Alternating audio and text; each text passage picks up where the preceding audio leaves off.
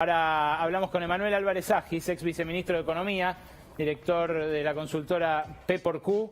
Emanuel, buenas noches, gracias por estar acá en Brotes Verdes.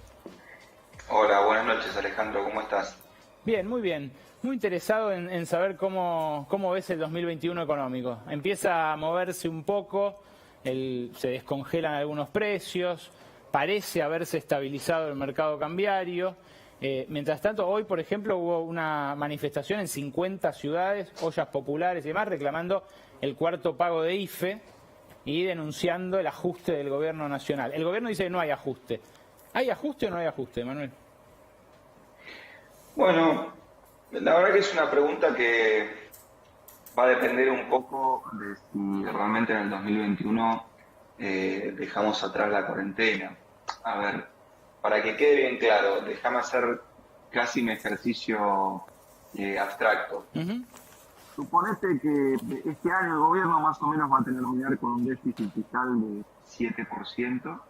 De ese 7%, 4 puntos tienen que ver con el gasto COVID, ¿no? Con lo que nos generó la pandemia y con la respuesta del gobierno a esa pandemia. Tenemos un problema con el Imagínate por un audio. momento... Fíjate de no pisar el micrófono ni nada. Ok, ahí me Perfecto. escuchan mejor. Sí. Ok.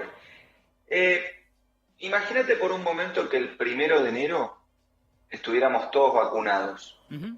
Digamos, y entonces podríamos decir, bueno, el 2021 se terminó el COVID para la economía argentina.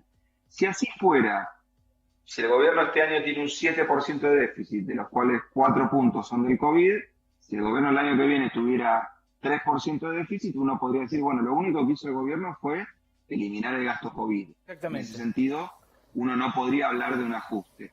El gobierno está diciendo, voy a tener un déficit fiscal de 4,5%.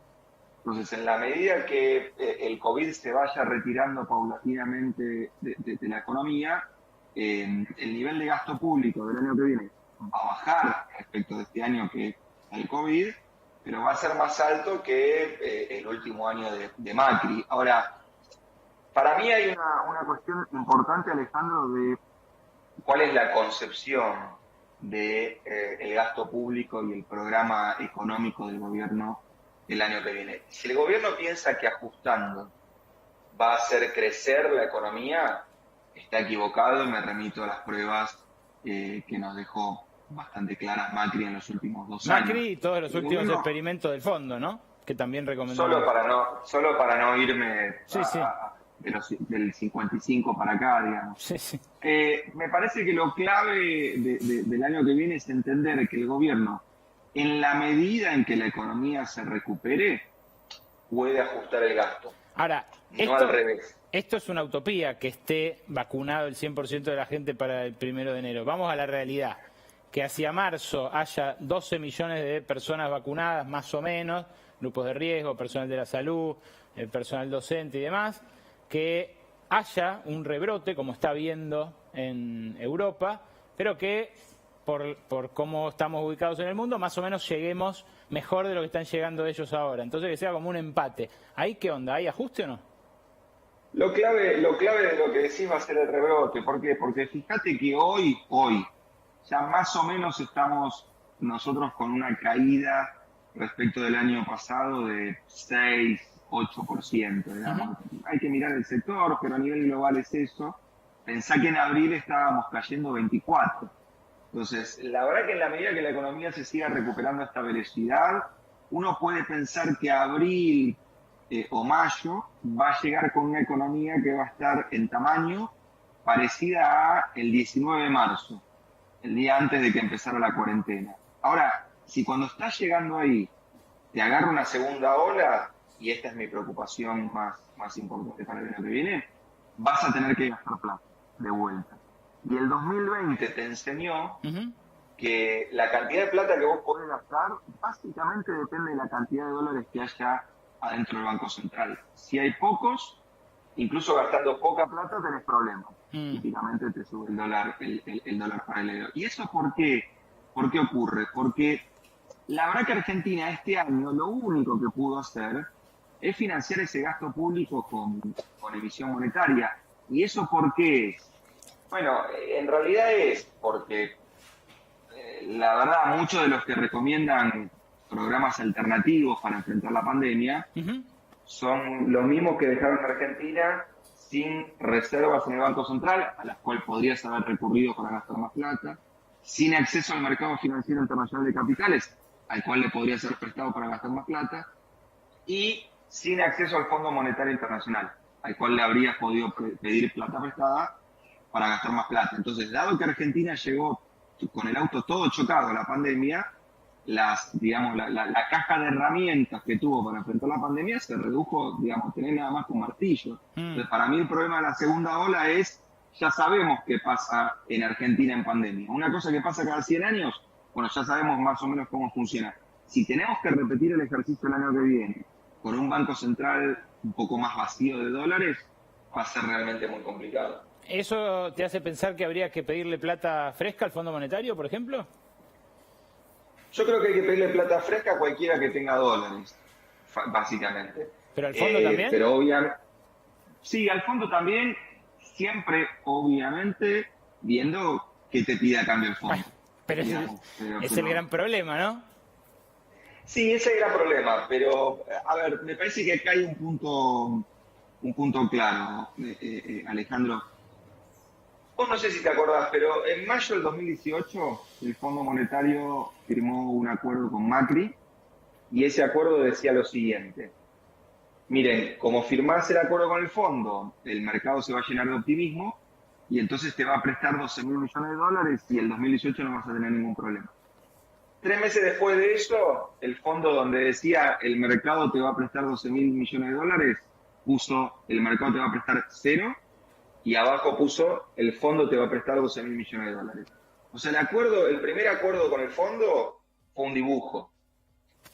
Lo cual, cuando se presentó, uno tenía que ir a revisar al 2000, al 2001, hacer las cuentas y decir, che, miren que esto ya pasó.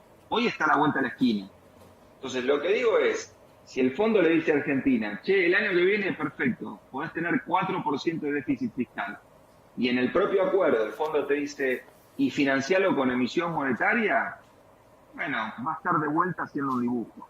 Entonces, me parece que si el fondo intentó ser socio de la Argentina en las ganancias, que para el fondo, y esto lo ha dicho explícitamente, era que reeligiera Macri, ahora tiene que ser socio de la Argentina en las pérdidas. Pero no lo fue nunca, Emanuel. Eso es lo que me llama la atención. ¿Por qué el gobierno cree que ahora va a ser distinto a lo que fue?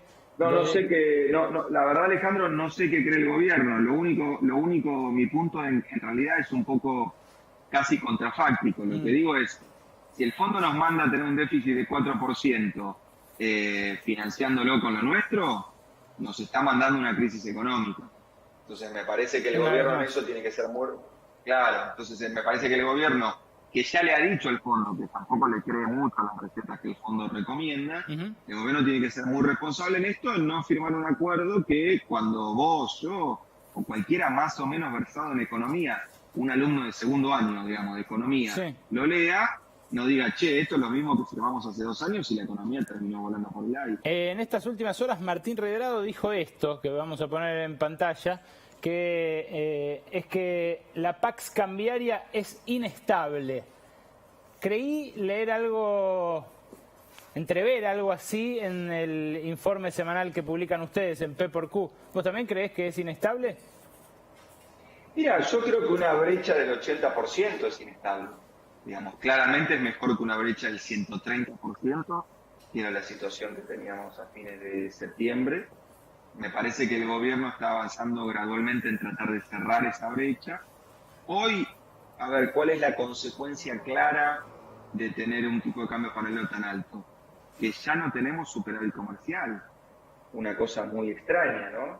Y justamente no tener superávit comercial hace que, si te vuelvo al ejemplo que hacíamos recién, si el 1 de enero mágicamente los 44 millones de argentinos estamos vacunados, agarrate fuerte, porque hay un montón que se van a volver al exterior, van a gastar plata y en vez de superávit comercial vamos a tener déficit comercial. Está clarísimo. Hay algo que me parece que hay que bajar la brecha. Hay algo que me inquieta mucho de las proyecciones del gobierno para el año que viene, que es que dicen, bueno, si se recupera, podemos recuperar ese margen fiscal sin ajustar demasiado, pero En el empleo, vos ves que subió el desempleo de 10 a 13, pero que un montón de gente está guardada en la casa, que hay 10 puntos de gente que está inactiva. Dentro de la población económicamente activa pasó a ser inactiva. Si empieza a ceder la pandemia, ¿esos no se van a convertir en desocupados y nos vamos a ir como a 20% de desocupación? Sí, el mayor problema que tenemos, Alejandro, es que a la salida de cualquier recesión en Argentina, típicamente los dos sectores que te empiezan a generar empleo son, por un lado, la construcción, que típicamente te genera empleo de baja calificación y en hombres, y el comercio, que te genera empleo de baja calificación en hombres y en mujeres. Hoy la construcción está, pero el comercio no, porque lo más afectado por el COVID es justamente el comercio. Los restaurantes, los shoppings, el turismo. Entonces el gran problema es que uno puede tener el año que viene, fíjate lo que te digo, una economía que se recupere 5 o 6 puntos con un desempleo que crezca 10 puntos. Porque justamente vamos a ver a toda esa gente que hoy no estuvo buscando trabajo porque no había y porque no se podía, porque estábamos en cuarentena, buscando activamente trabajos. Por eso, para mí, francamente, el gran desafío del año que viene es el empleo y sobre todo el empleo informal, porque esta pandemia dejó a algunos privilegiados con teletrabajo e ingreso intacto y a otros sin trabajo, sin changas y sin ingresos. Digamos. Esa es la paradoja del COVID. Emanuel, gracias por este rato en Brotes Verdes. Gracias a vos, Alejandro. Un abrazo. Te mando un abrazo. El ex viceministro de Economía, Emanuel Álvarez Agis, cotizado consultor ahora, con una proyección en el medio de dificultades nunca vistas por la economía argentina. La verdad que está para empezar a mirar la economía, porque la Baña el domingo dijo, bueno, algunas devaluaciones son inevitables, porque empieza a moverse también una parte del establishment, en fin, diciembre en Argentina siempre trae sorpresas.